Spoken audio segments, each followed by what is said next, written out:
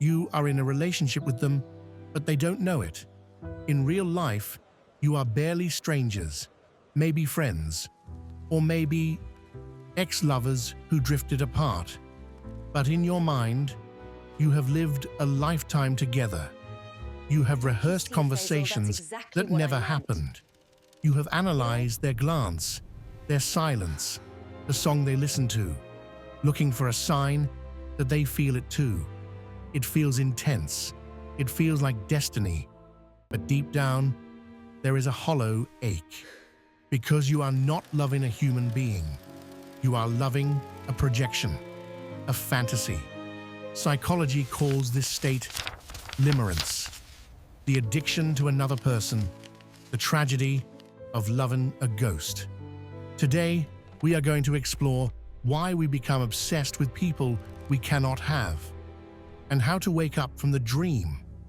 Why does one text from them make your day, and their silence ruin your week?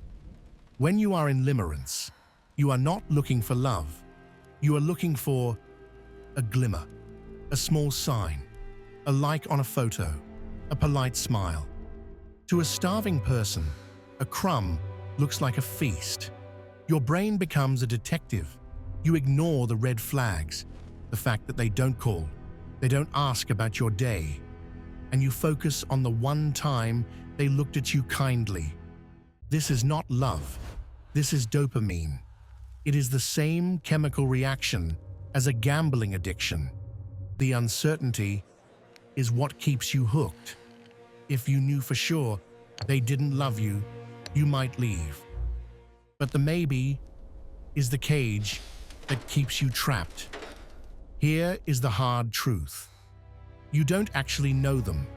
The person you are obsessed with is usually a blank screen, and because they are distant, because they are mysterious, you project your deepest desires onto them.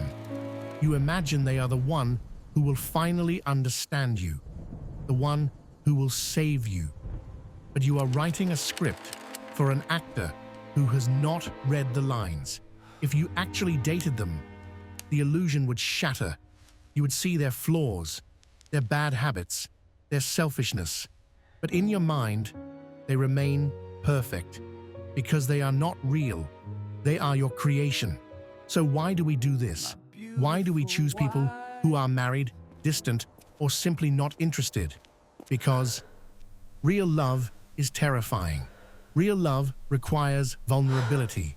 It requires showing your messy, imperfect self to another human being. Real love carries the risk of real rejection. But a fantasy is safe.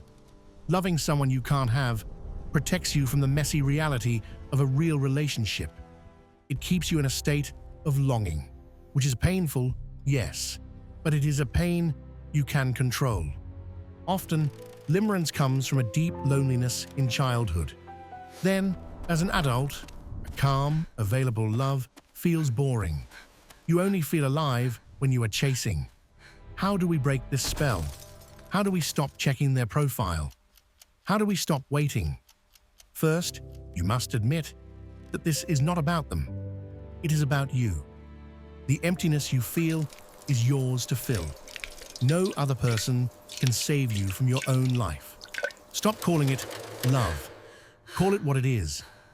Withdrawal. When you miss them, tell yourself, I am not missing a person. I am missing a drug. You have to starve the monster. No checking, no stalking, no rehearsing conversations. Every time you fantasize, you are feeding the addiction. The energy you are pouring into this phantom is energy you are stealing from yourself.